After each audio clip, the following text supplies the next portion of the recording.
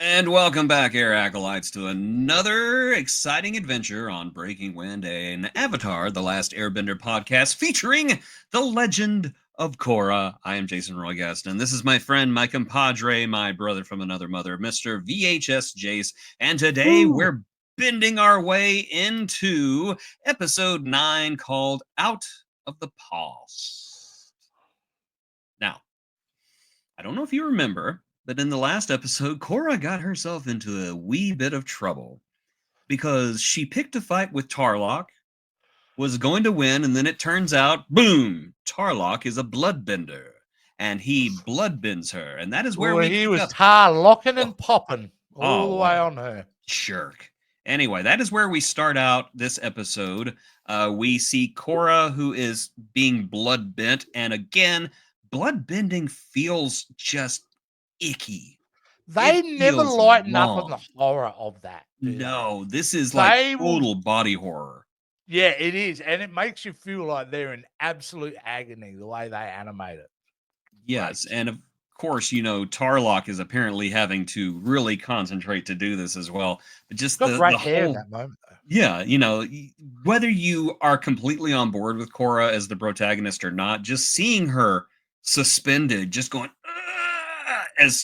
that is just, it's awful. It is absolutely awful. I know it sounds kind of weird. I love the way they portray bloodbending in this show. Just the fact that it hurts and it's a violation, and you can see why they have made it illegal. I just dream of the moment in the writer's room, whoever came up with that.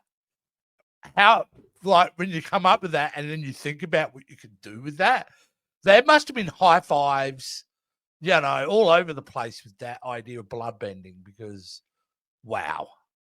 I remember in Avatar: The Last Airbender, whenever Hama, the woman who we first get introduced to bloodbending through, whenever she says those words the first time, like, I discovered a new form of bending, bloodbending. Just the way she said it sent chills down my spine. So I really like the way it's portrayed here because it is so effective. But anyway, Tarrlok throws Korra into a refrigerator. I think that's what it is. Anyway, it's a big metal box, and he throws her in there, shuts her in, and Korra is a prisoner.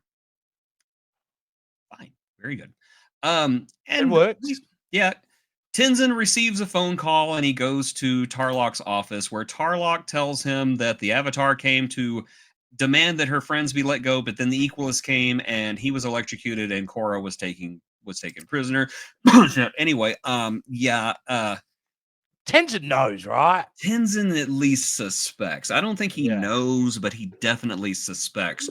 But upon hearing the news, of course, Lin Beifong metal bends herself into her uniform, which I just never, I don't know. It never occurred to me that her entire uniform was made of metal because she just, and she's just dressed.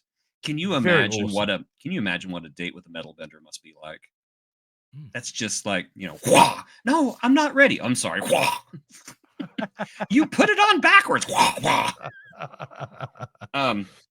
Which of course leads me to what I consider one of the funniest gags, not only in Korra, but I think in both Airbender and Korra. And that is whenever Bolin is relieving himself in his prison cell, and Lin and Asami barge in, and as they're leaving, Lin just kind of goes like that, and you hear that zipper just go zip. And just the look on her face is just like, it doesn't even matter. It's like, that is definitely Toph's daughter. Your fly was down. Thank you. just the look on Bolin's face too. Just those wide eyes, like. I just wonder if, like, he was afraid it was going to get caught. You know, what's the deal? Why are we seeing this on a kid show? Well, it's not a kid show anymore. It's for teenagers. No, it is for teenagers, and I really like that they stepped up the maturity in the subject matter a little bit. I enjoy that on this show. Yeah, and we see more of it later because they really go into some dark places, especially in the third season. Korra goes to a very dark place, and it's done very organically, and it's one of my favorite I'm art. down. Bring it on. So anyway, as Tenzin is talking to the authorities about Lin and Bolin and Mako and Asami escaping from their cells, they just walk up. They're like, "Hey," and he's still on the phone. He goes, "Yeah, I'll keep an eye out for them." I just really like that. And then they just kind of piece together that there's a lie going on, that Tarrlok's lying to them. And I don't even remember how this happened, but I love that he becomes dad mode right here. I love Tenzin in dad mode. They finally put together that Emperor Palpatine is the Sith. So somehow Palpatine returns. Yes. Palpatine could basically bloodbend too. Yeah, he could. Land. Oh, sorry, that's a different franchise. So anyway, Korra is stuck in her little metal box, and she realizes after hitting the wall several times, she's never going to get out. So she decides to basically calm herself and meditate and try to connect with her previous lives. And so she takes a breath and sits in her meditation position, and she does it. She connects with Aang, and we get an Aang flashback with the gang as 40-year-olds.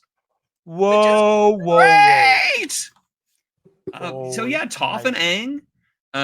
Toph still calling Aang Twinkle Toes, and Aang is just like, "Toph, I'm 40 now. Can you please stop calling me Twinkle Toes?" Nah, I'm not gonna do that. That's awesome. But Toph Toph, who is a cop now. Little Miss F the police has become the police. As it should be. Yeah, as it should be, because I bet she's really good at it.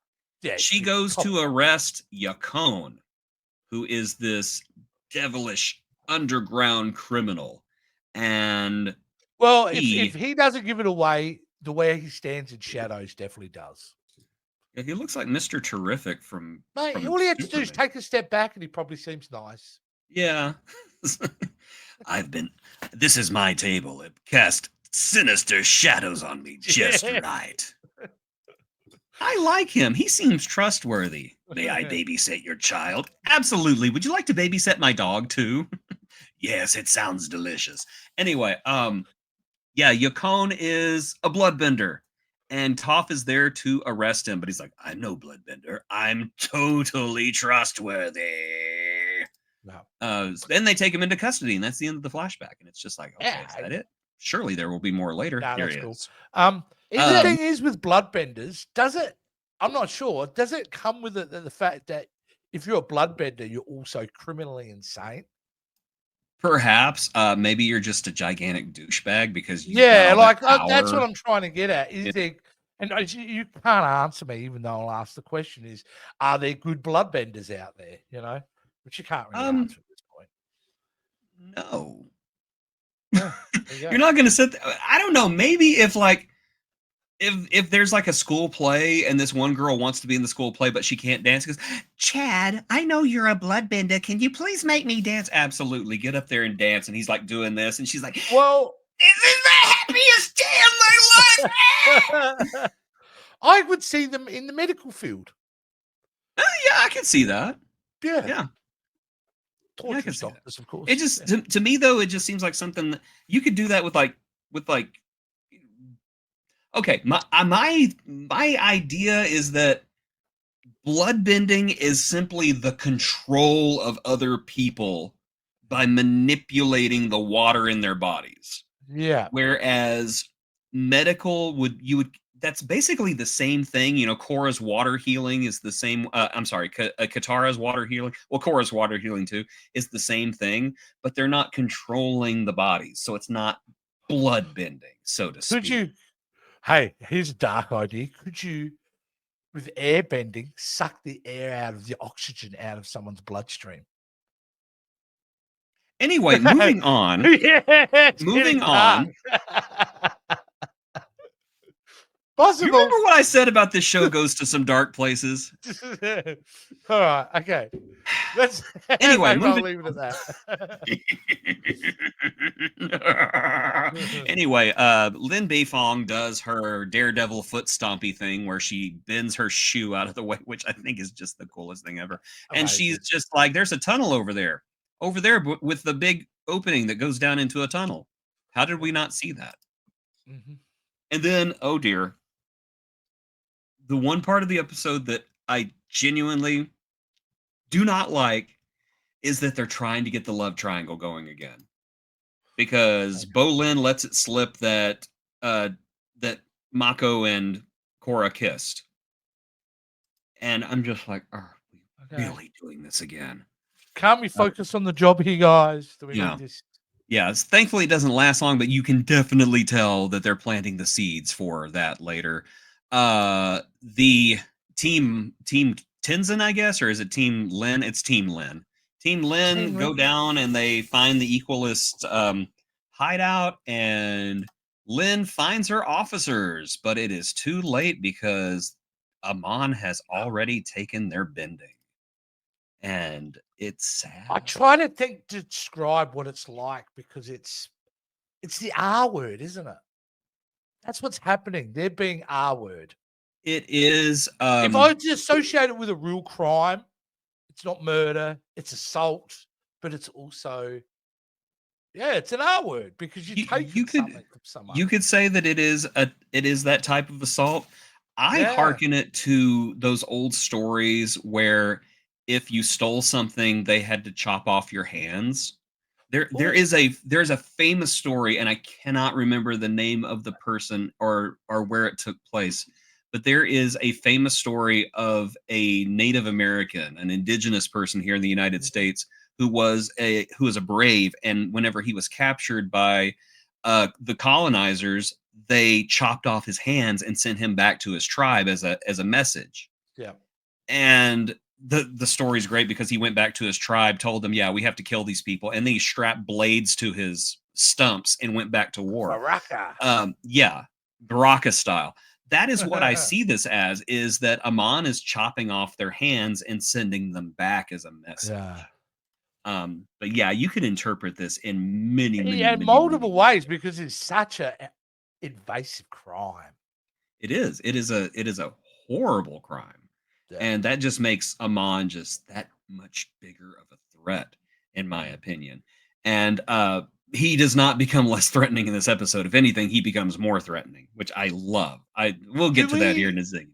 Do we get to see in this series how other people react to those people who have lost their powers? Yes. This I'd be curious to see how they're treated, or are they abandoned? Are they, now on the looked at like freaks? It'll be very interesting to see. They don't touch on it as much as as much as I think that you're thinking it does, but there are some lingering consequences. There are some really heartbreaking moments coming that just rip your heart out and shows it to you, beating in their hand, saying, "Do you like what you see?" It's got to do some damage though, especially if you've got a power and say you're serving in a cop and you're no longer of use. Yeah. Your friends abandon you because you're just not the same anymore. Yeah, it's sad. Horrible. It's sad. Now here's X-Men 3 all over again, repeatedly. Here's the thing I'm wondering. So, and this is a weird thought. I have weird thoughts. I'm sorry. We saw earlier in the episode, whenever Lin dresses herself, she metal bends her suit on. What happens whenever Amon takes somebody's bending away and they're wearing their uniform? Are they just going to live in that uniform from now on? Or does he say, "Okay, listen, take it off"? What do you mean take it off? Take it off. Just trust me. Yeah. You don't want to leave it on. We've got a pair of tracky dacks and a t-shirt for you right here. We have a pair of boxers. Just put these on. Or don't wear the boxers. I don't mind. Okay, anyway. They threaten one Equalist. I just love that visual right there. They threaten this one Equalist, and the Equalist is like, "Hey, we don't have the avatar. We don't know who's got the avatar." And then Tenzin's like, "Oh no, Tarrlok lied to us. Why would he do that? Why would he do that? Why would he do And then, that? then there's a really cool chase where they use earthbending to get away from the bad guys in the tunnel. And then Lin's like, "Hey guys, watch this. I'm gonna save us." And Lin's like, "Shut up, little boy, and watch me bend our way through the earth." Because she's Lin Beifong and she's awesome. Hey, she's shaping out to be pretty badass. They ramp into the ceiling and Lin opens it up, and the whole time she's sitting there going, "Secret tunnel, secret tunnel." Meanwhile, Korra is she's in flashback mode, and we are at the trial of Yakone, where Yakone, even though it is not the full moon, even though he doesn't use his hands, they're just like, "Yeah, this dude is a bloodbender. He's done it. Hundreds of people have seen it." And then they just send it back to the councilman who's overseeing the crime. And who is the councilman? Ladies and gentlemen, welcome back, Big Boy Sokka. Who would have ever thought? Who would have ever thought he'd grow up to be a dignitary? Yeah, and I like the way that he is grown up here. He is mature. He is a leader. But at the same time, they leave just enough Sokka there so you recognize who it is, because he talks about his trusty boomerang at one point. And I really like how he rendered judgment here, because they're just like, "Yeah, you know what? We've never seen anybody who can bloodbend whenever it's not the full moon, but I saw a lot of weird crap growing up. There was a dude who tried to blow us up with his face." He says, "Yeah, you know, we see all these weird things. People see him do it. Yeah, you know, you know what? You're guilty, dude. You're guilty, and there's absolutely no way this can backfire in my face, because there's nothing that you can. Oh no." So anyway, Yakone just starts bloodbending them by like dilating his pupils, and I should say contracting his pupils. And, okay. Basically, this is like a good idea to have this dude like bring him into a courtroom, but no one really around him, or no way to kind of control the one thing that he's accused of. I don't know. It was not a very good plan. Not a good so anyway, basically Yakone takes everyone in the courtroom hostage with his bloodbending, including Aang, who cannot do anything. And that's whenever we leave the flashback, because we're just being given enough of a taste. It's like, "Hey, do you like this? Yeah, you're not going to get more of the adult Aang until like 2026. That's only like 15 years from now. You're fine. You'll be fine."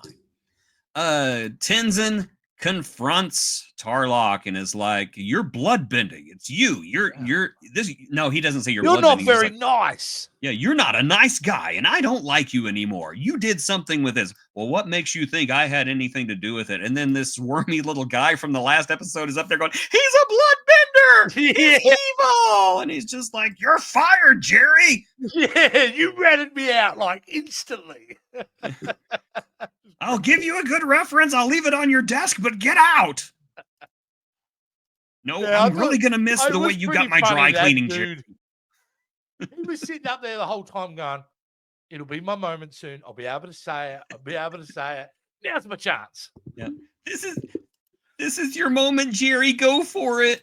Oh, this was not Jerry's moment. Was Jerry bloodbent too? I just can't imagine that Tarrlok would just leave him up there like he's like bloodbending all the important people, and Jerry's up there going, "Oh no." He's like, "Don't worry, Jerry.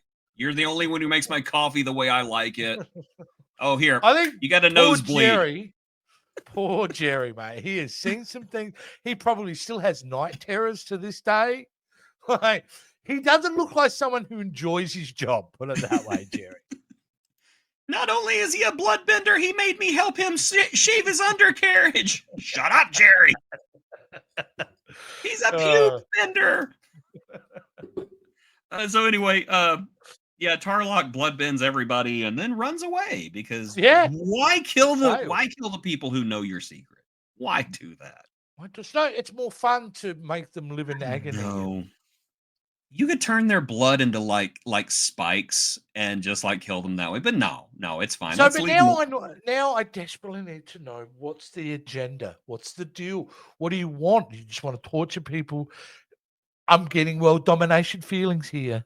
I Yeah. want to know what the deal is. Yeah. So anyway, we're back in flashback mode because Yakone has blood bent the entire gang and he's escaping. But before as he runs away, Aang bursts out on his little air ball. Amazing. Yeah, Yeah, he such a bursts out and fist he bump goes the air after him. moment. Yes. Yeah, and then Yakone once again blood bends Aang because Aang forgot he can do that. And I don't know about you, but I thought at this moment I honestly thought Aang was going to get killed here. I Oh, seriously imagine that. thought they're going to kill Aang. This is how Aang dies. Nope. No. No.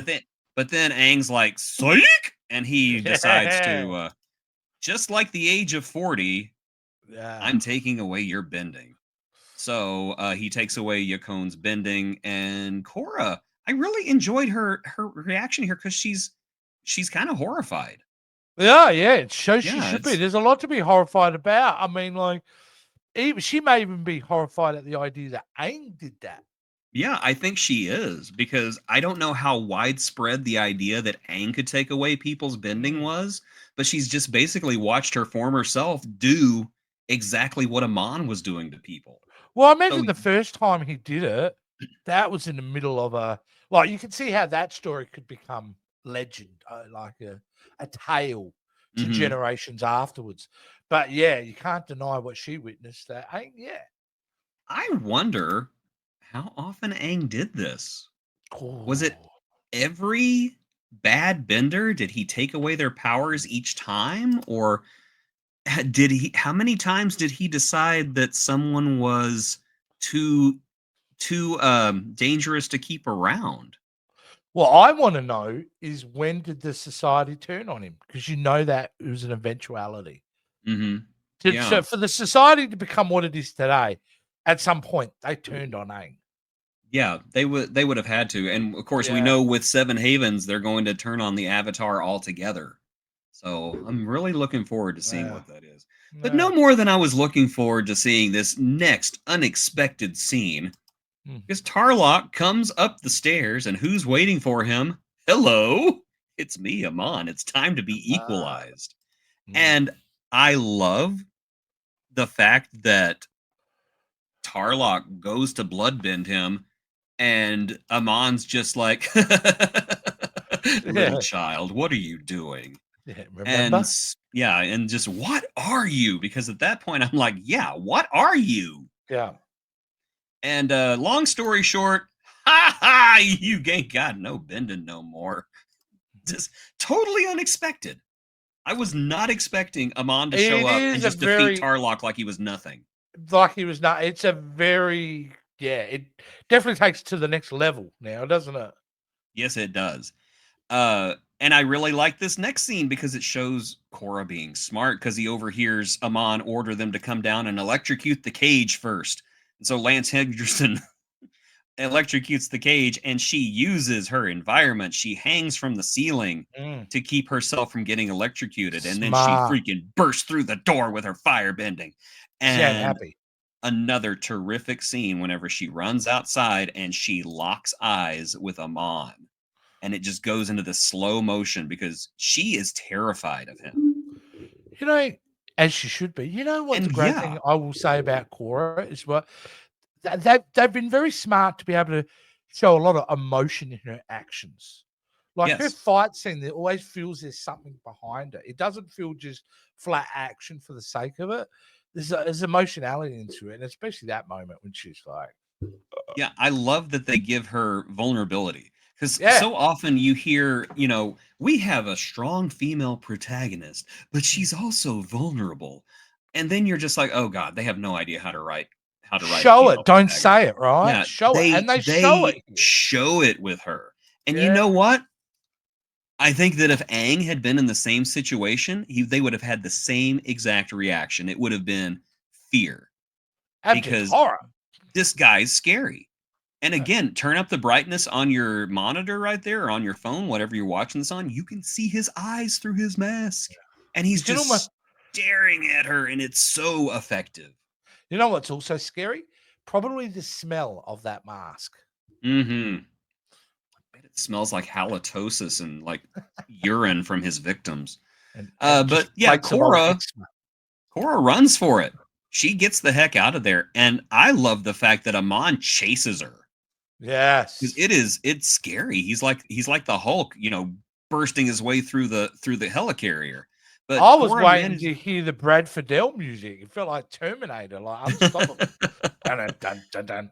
Yeah, but Korra does manage to get away somehow or another, and that's when the bestest girl in the world finds her Yeah.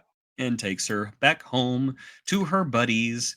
And Mako carries her to the Sotomobile and puts her in there and gently caresses her face because we've got to have that. We got to have that, We're gonna love have that sweet triangle moment, but they threatening got to to come up out of the regroup. ground like a corpse. You keep saying that was designed as one story this season. That was it. They weren't going to do season 2 and all that. Well, for episode 9, they don't seem any closer to resolving this storyline at all. They feel, and they've got what? How many? We got 3 episodes left of this season. Like yeah.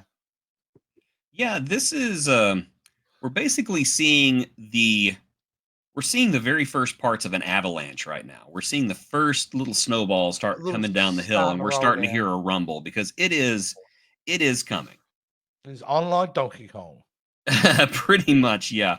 But I thought this was an absolutely fantastic episode. They've been hitting their stride the last few weeks, and I really felt that coming off that horrible episode.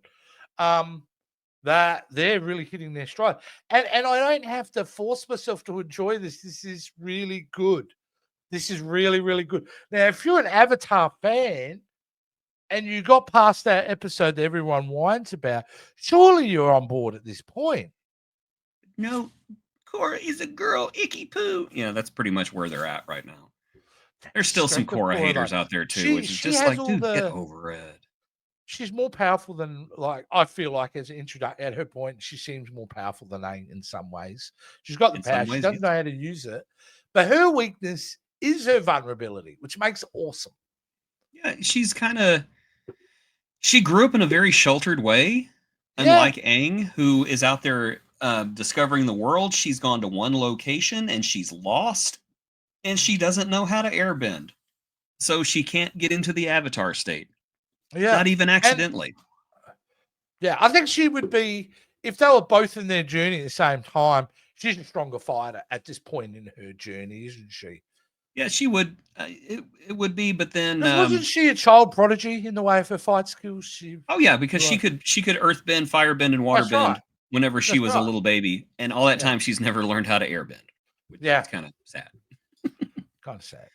Okay. But I like that her vulnerability is not only they show it, but it is her biggest weakness because she can match it with anyone. Like when it comes to fighting.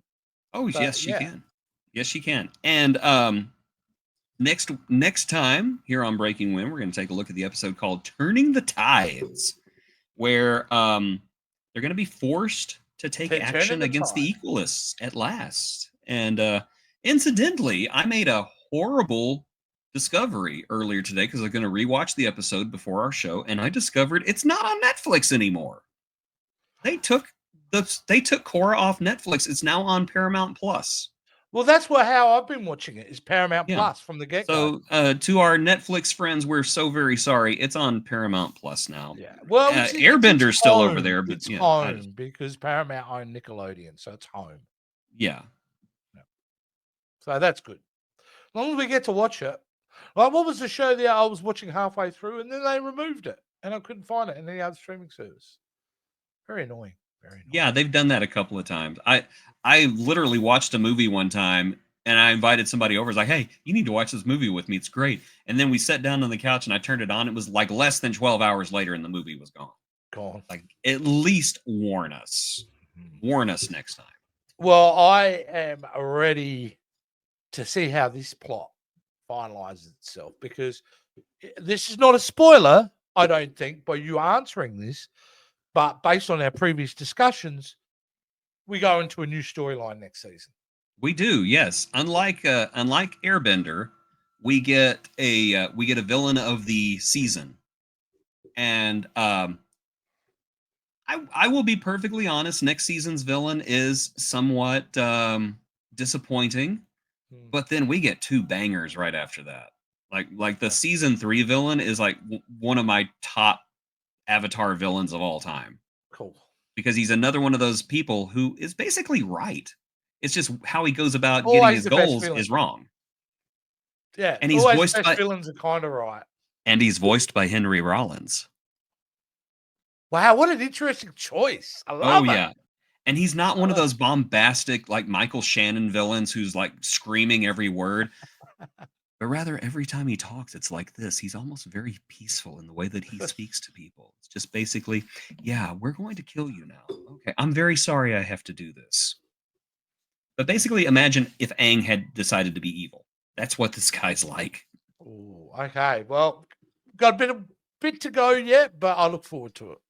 Absolutely. So please, everybody, check out the video description below. You can find a link to our Patreon, or you can go to our main page and check out how to become a YouTube channel member. You can support us for as little as $5 a month or more if you're feeling intelligent and good looking. We would really appreciate that because I don't want to go to work anymore. I want to do this full time. This would be fun. Not that I don't enjoy my job. I do enjoy my job, but they don't let me watch cartoons at my job.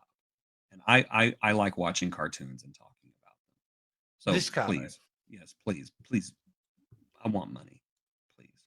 And of course, I also want you to join us next time here on Breaking Wind, a Last Airbender podcast. Thank you very much. We'll see you then.